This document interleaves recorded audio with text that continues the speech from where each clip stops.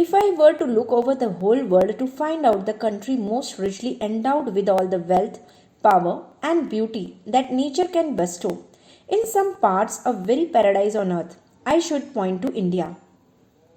If I were asked under what sky the human mind has most fully developed some of its choicest gifts, has most deeply pondered on the greatest problems of life, and has found solutions of some of them which well deserve that attention, even of those who have studied Plato and Kant, I should point to India.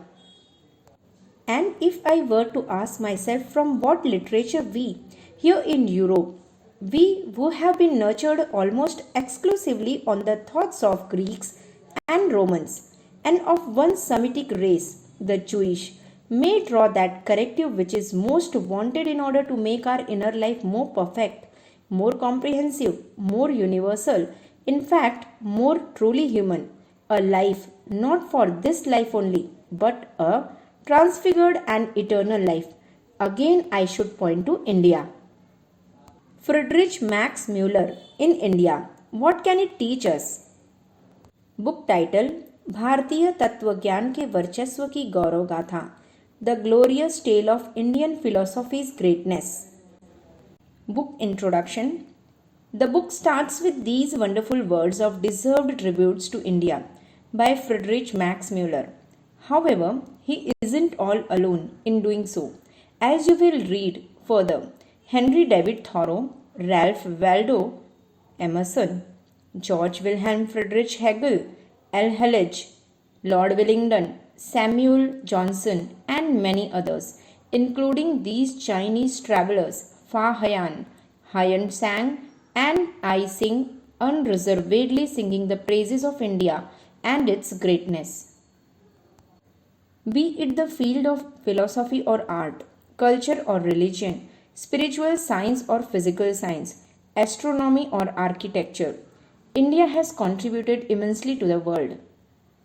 The author gives a brief glimpse of India's contribution in the field of mathematics, astronomy, philosophy, and so on to enlighten the reader.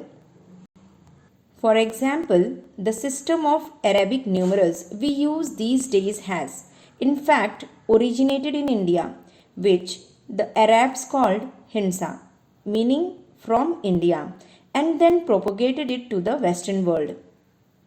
The deep conviction of Vasudhaiva Kutumbakam, or considering the whole world as our family, that is universal love and brotherhood, has always been close to India's heart, and thus its citizens went far beyond the geographical boundaries of India on peacetime missions to other countries, making some perilous journey and risk their lives to hand out that goodness to people all over the world.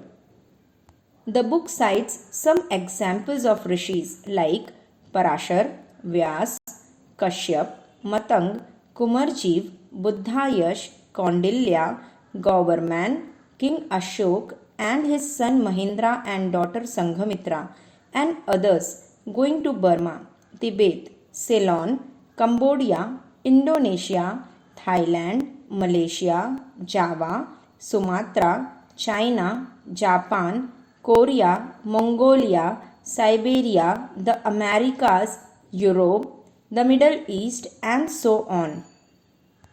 This book is about the true richness of India, which has considered the entire humankind as its family.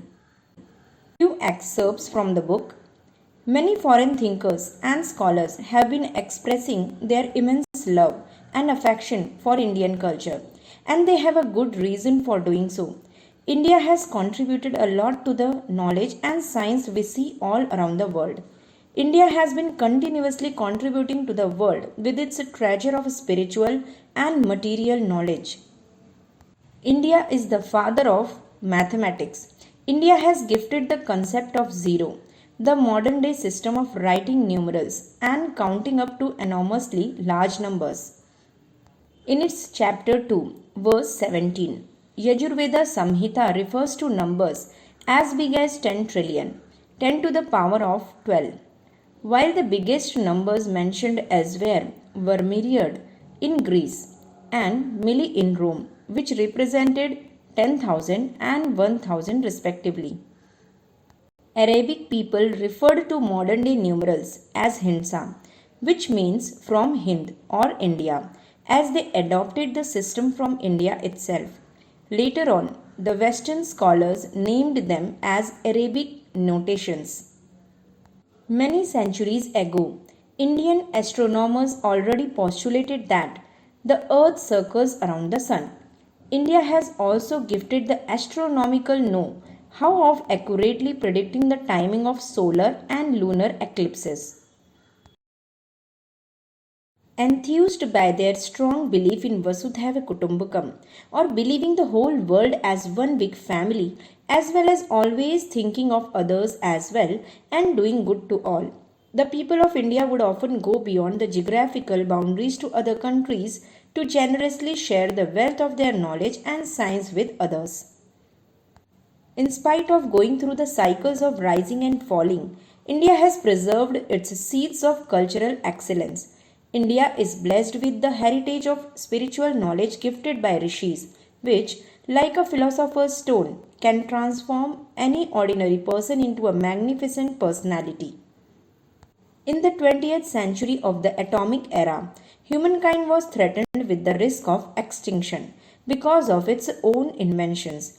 In these moments of impending calamities, the world is looking to India with high hopes.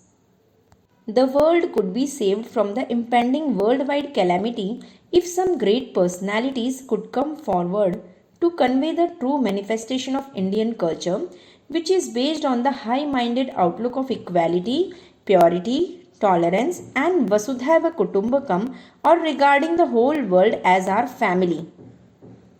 Few topics covered in the book are glorious tributes to India by great personalities, India's contribution to the entire world, contribution of peace ambassadors of India to other nations, one world, one family.